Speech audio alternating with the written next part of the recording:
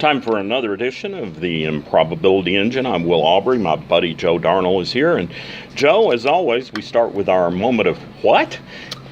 My moment of what comes from the Knickerbocker State. New York Knicks owner James Dolan gets into a scuffle at a home basketball game with former Knick great Charles Oakley. Has Oakley removed from the arena and arrested, bans him from Madison Square Garden. Then the PR fallout begins because the Knicks have been in a bit of a hot mess for, 25 years now. And so the NBA comes in and asks Michael Jordan to mediate between Charles Oakley and Knicks owner James Dolan. And in the end, both sides are still not friendly with each other. It makes... What is going on in New York? What makes this guy think this is a good idea? He's a fan favorite. It's Charles Oakley. You can't... Just don't sit next to him, Well, I never liked Charles Oakley because I was a Bulls fan. Of course you were. And,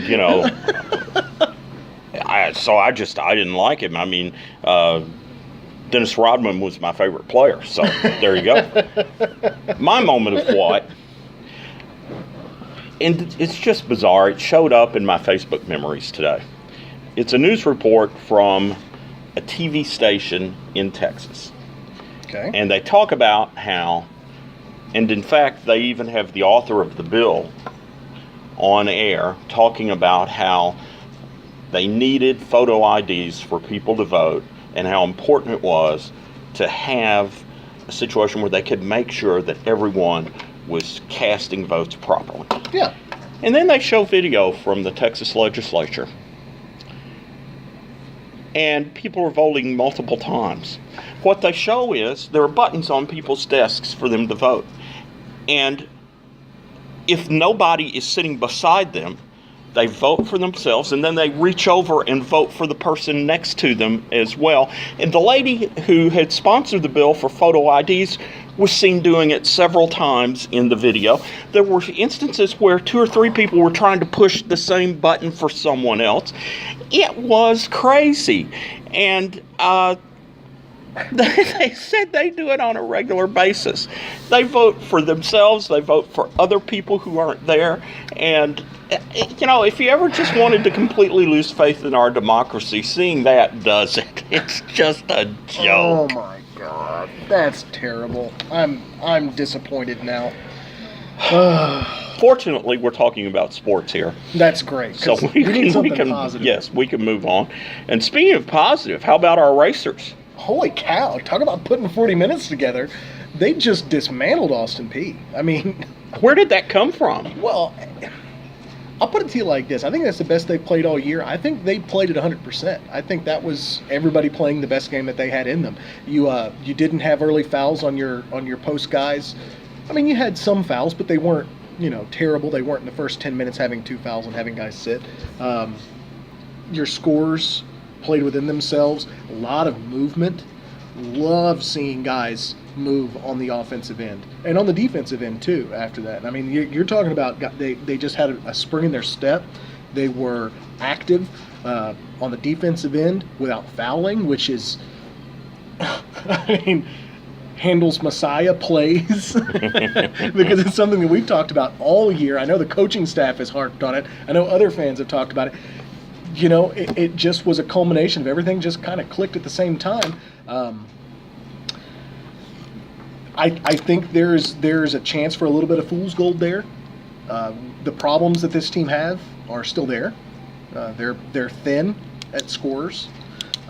Their post players are inconsistent a lot of times, aside from Miller, who's stepped up to be arguably the best player on the team. I mean, he and John Stark is just... They're both phenomenal players. On any given night, they can be the 2 best players in the league. And without going outside of the offense, can score 30 points. You know what I mean? That's an incredible statement to make, because there's a lot of players. You can look at a guy like Lester Hudson at UT Martin. He could score 30 points, not in the offense. He'd have to force shots, and he'd have to be a ball hog. And most of the time that was okay because At Martin, he was the guy. But if he was forced to play inside the offense, he was probably a 20-point scorer, which is nothing to scoff at. Either of these two guys for Murray State, if they're on a roll and the offense is clicking, they can score 30 points and do it fairly efficiently. Now, on Monday at the press conference, I asked Coach McMahon whether he thought that the way they played against Austin Peay was in any way a reaction to the loss at Moorhead. And he didn't think so, poo-pooed the idea, and said, we believe in playing hard in every game. Yeah. And I understand that, and certainly that's what coaches want. But people are human.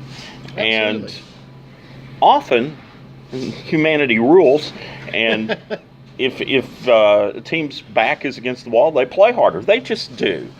And, whether it ought to be that way or not, that's the way it is.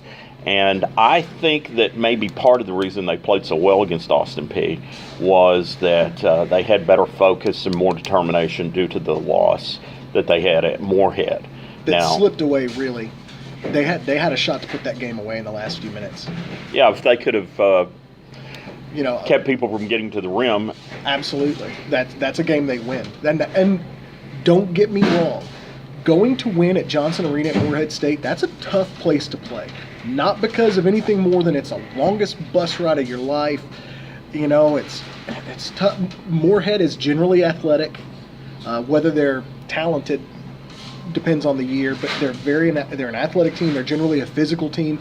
Up until this year, they have been physical to a fault. And being, they'll slap you, they'll hack you. You don't come out of there without bruises. But to have the game in your hand with a minute 30 left and to lose it in overtime, that's a gut shot. That's a tough situation. So if that's what it took to wake the guys up, if they can harness that and move forward, perhaps there's something to this Murray State team. I think talent-wise, I think we're as talented as any team in the league. We can definitely run with any team in the league. You look at Belmont, and I think they are tighter and more put together, and I think their record shows that. But this Racer team is good. They've got some guys who, if they're on, are fantastic basketball players. So it's just a question of how they're going to react to it, and if they react positively like they did coming off, the game at Moorhead, they go against Austin Peay in what could be Dave Luce's final game in Murray, and put a historic beatdown on Austin Peay. That's tough. What do they have coming up this week? They've got Thursday at home versus SIU Edwardsville. Now, Edwardsville has no wins in the conference, but it's a little misleading because they played almost everybody tough. They played Belmont tough for 3/4 of a game before they just kind of ran out of gas. That's what you expect. It's going to be reminds me of Jacksonville State a few years ago when Murray State's undefeated in conference or top 25 in the nation, and Jacksonville State comes in. You almost look at it and go, okay, well, you need to circle the wagons. It's going to be a 50-46 win, and the 4 points will feel like 20 because they'll just slow the game down. They'll do what they do well. They'll keep it tight, and you'll never be able to pull away no matter how much better you think you are. So Thursday they got SIU Edwardsville in a must-win game. Let's just call it what it is. The difference between getting the 2 seed by winning the West and where they would fall by not getting the 2 seed by winning the West is huge. It's huge. They go from not playing until the semifinals to possibly playing on the first or second day. And that's a much more difficult road for any team to make. So the game on Thursday against Edwardsville, a game on Saturday at home against Eastern Illinois. Eastern Illinois is showing signs of life. They're a talented team too. They're a little one-dimensional. I mean, if you look at their roster, it's a bunch of wing guys, a bunch of 2 and 3s. Not very many. They've got the player formerly known as Cornell Johnson who can still play at the 1, but he's not going to take over the game scoring-wise. They don't have any real size on the inside, but they got a bunch of guys that are 2s and 3s, 2 guards and small forwards up and down the roster that they can play with.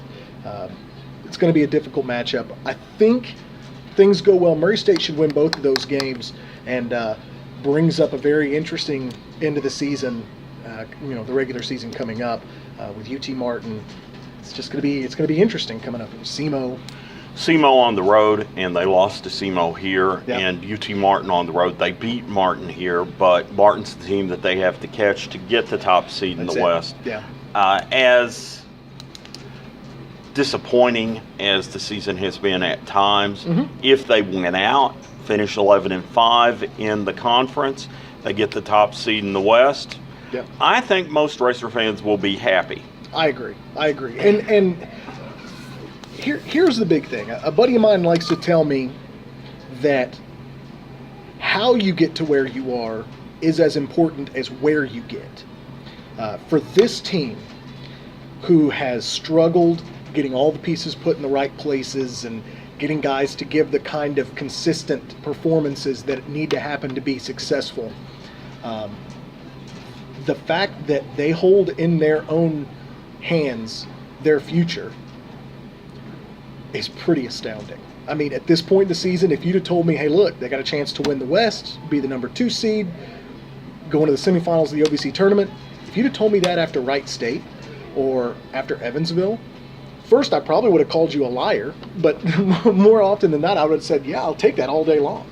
Now, how would you feel, though, if you literally held your own future in your hand? You know what? I'm a klutz. That would be terrible. It'd be the worst possible thing. It would be terrifying ever. for me. I wouldn't be able to handle it. I'd be like, you know what? No, I'm good. It's like at church, they wanted me to pass the sacrament around. Yeah. To distribute the sacrament. And I said, this is a really bad idea. I'm going to spill it all over somebody. I would really rather not do that. And after seeing me help prepare the sacrament, they decided that, I was probably right. Bad idea. So, no, you're absolutely right, and I can understand that. Oh, some more Murray State basketball news. Murray State's DeMarcus Croker has been entered into a contest for the Dark Horse Dunker of college basketball. They've already selected some people, but the last slot is going to be picked by fans. Now, these are mid-major guys who probably got passed over for the dunk contest during the Final Four. So, a chance for Murray State Racer fans to get out there and get one of their own into that contest. You and I both know that if you put DeMarcus Croker in a dunk contest, it's going to be good. And if you want to see video of DeMarcus Croker dunking, go to murraysports.net. Scroll down a little bit. There's a video that you'll find where he does an amazing dunk. And to find the place to vote, do you have the URL for that? I do. It's www.darkhorsedunker.com. There you go. Sounds like it's made for a racer to win that one. It does. It does indeed. Moving along. Yep. Callaway County basketball. And the Lakers... Best of times, worst of times, sometimes. Sometimes. The Lakers, they're coming off of a couple of losses. Yeah. They played at Marshall County last week. Reconder's tough to play. And they were down 18-0 at the beginning of the game. Yeah. As Marshall came out, and it was a situation where Callaway just couldn't get the ball across midcourt. Marshall blitzed them early. But Coach Birdsong made some substitutions, and the Lakers got back in the game, actually. And they wound up losing by about 10 points, but they got back in the game, and you have to admire the effort that they gave afterwards. The game, though, that was really telling, both, I guess, in a way about Callaway, but mainly about the first region, last night's game at Paducah-Tillman. Let me tell you something. This Paducah-Tillman boys team, they're by far the most talented team in the first region, and it's not close. There's a reason why they have 2 or 3 guys getting college looks. Maybe not D1, all of them, but getting college looks going through. They've got a lot of talent, man. They're quick. Really good. They're fast. They jump out of the gym. And it's not just 1 or 2 guys. They've got like 5 or 6 guys that can do that. They get down the floor in a hurry, and they're just extremely difficult to deal with. And once again, they blitzed Callaway in the second quarter, outscored them 18-4 in the second quarter. Now, the Lakers managed to make a run at Tillman late in the game. Not the kind of run that makes it a game they could win, but they got back in the game. And that's the big thing. No, you look at what and they Tillman outscored Tillman by 11 points in the fourth quarter. Yeah, So and that's telling. I mean, that's what Paducah Tillman's one of the better teams in the region, just bar none. No they're question. the most talented team in the region. Now, whether they can beat Marshall or Graves County on a given night, who knows, because the most talented team doesn't always win. And for that matter, the most talented team isn't always the best team. Right. Because talent's one thing, skill's something else. Absolutely. No, when you're talking about Tillman, the guy that always jumps out at me is Rodriguez Thomas. Just a fantastic ball handler, can play, can shoot, can get to the hole. He's a tough guard. He's a tough matchup. And I don't even think he's the best player on the team. No, he may not be the best player on the team. Jerome Reed is just a monster. He is. Complete matchup problem. Yeah, and Callaway doesn't have anybody who can remotely match up with him. Right. DeCoven Grubbs, who doesn't usually start for them, but started last night because he's a senior, nobody could stop him. They had 6 players between 7 and 15 points in that game last night. So it's not just that they're extremely athletic. They have balance. Exactly. And that makes them extremely difficult to deal with. Definitely one of the top, I would say, top 3 teams in the first region. I would put them up there with Graves County. You look at teams like McCracken County, or you look at even Marshall, which is a good team, but probably not on the same level as Graves County, McCracken County, Tillman. Boy, it's a loaded first region. I mean, there's a lot of really good teams, and you know what? That kind of tells you how much. I don't want to use the term overachieve because that's not true. How well the Lakers have progressed from the first part of the season till now. It's a tough matchup every night. The last time, though, that a first region team won the state tournament? When's that? 1959. Oh, my gosh. North Marshall. Yeah, that's pretty crazy. It's kind of hard to believe, isn't it? Yeah, kind of hard to believe. Well, and there have been some really good players. There have been some, Division I college basketball players come through the first region to not have a title come this direction since '59, and I think of guys like Dan Lange, even, or Stan Key. I mean, Stan Key for Callaway County was one of the best basketball players to come out of the first region ever. Got a Stan Key story for you. Oh, fantastic! When I was in Louisville the week after Christmas at Seneca High School covering Callaway County's basketball team up there, I ran into a fellow whose name for the moment escapes me because I'm old. Anyway, I can vouch for that. He is old. He played with Stan Key on the freshman team at UK. Really? And after his freshman year, he became a team manager. Right. And he was there the night that Stan Key played his final game at Memorial Coliseum. Fantastic. And he said that Adolph Rupp hugged Key when Key came off the floor for the last time. And he said the people in the crowd gasped because that wasn't what Adolph Rupp did. That was, an emotional display of affection. That just wasn't something Adolph Rupp ever did. Yeah, the best Stan Key story I've ever heard was Stan Key's a sophomore, just on the varsity team, really into the bench kind of guy. I mean, it's coming up late in the game, and Rupp looks down and says, "Red," of course Stan Key has bright red hair, "Red, go get me a timeout." And it took him a second. Well, what Rupp was telling him to do was go fake an injury so that they would stop playing so that he could get a timeout for free. So Stan Key goes in, fakes an injury. They get a timeout called. Rupp gets to talk to his guys, and I'm pretty sure they won the game. But that was his first real taste of varsity action was, go give me a timeout. A couple of stories to go along with that. And I know we're getting pretty far afield from Callaway County basketball, but that's too bad. Stan Key's one of the best Callaway players of all time. You remember Lawrence Bussell? No. Okay. Played at Murray State back in the 90s. Okay. And not a good free throw shooter. Anyway, the Racers are playing, and I think Scott Edgar was the coach. Okay. And so Bussell goes down hard, and it's an important part of the game. And so the Murray State coaches, they're going, He's hurt. He can't shoot. Stay down. Stay down. He can't shoot. He stayed down. They put somebody in who could shoot free throws, and that worked out fine. One other thing about Coach Rupp. Okay. Okay. Today, gyms are standardized. Okay. Yeah. In the story in Hoosiers where they measure the distance to the foul line and Absolutely. measure the height of the basket and things like. It wasn't always that way. Right. Okay? They used to play on the stage at Lovett Auditorium here at Murray State. At Vanderbilt, they had an L-shaped gym. An L-shaped gym. So the court was L-shaped. I don't understand how you could play like that. You know what?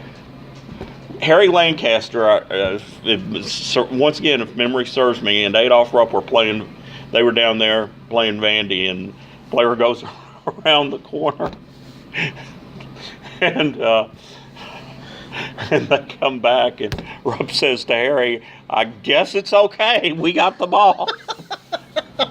Well, you bring up Lawrence Bussell. I'm looking up his stats on racerhistory.com, the place to go if you have questions like this.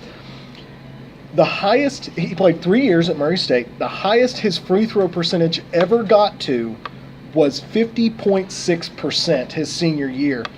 The lowest his junior year was 39.1%. You can see why they wanted him to stay down. You know what? I'd tell him to stay down too. Now, our Callaway County Lady Lakers, they gave Marshall a pretty good fight on Friday night. Again, Reed Connor's hard to play in. Lost by 10 points, but it was closer than that. But anyway, then they beat Tillman handily last night. They play Ballard Memorial on Thursday. And then on Tuesday next, the Callaway girls will play Marshall in a first-round district tournament game. The Callaway boys play Murray in a first-round district tournament game. And those are win-or-go-home games. Yeah, absolutely. You either win or you're done. Yeah. And it's hard to believe we're really at that point of the season.